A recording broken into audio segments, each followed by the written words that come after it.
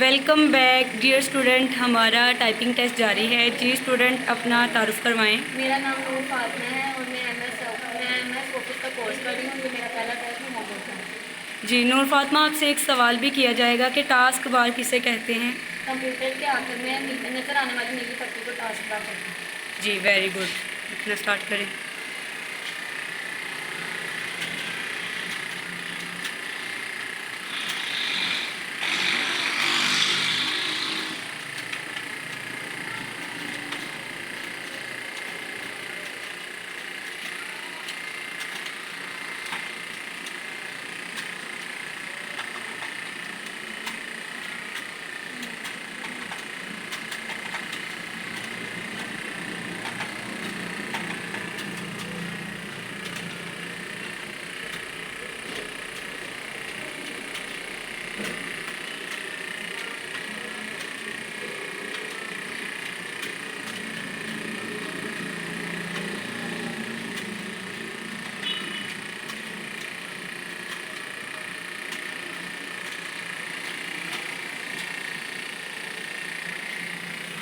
Thirty 39।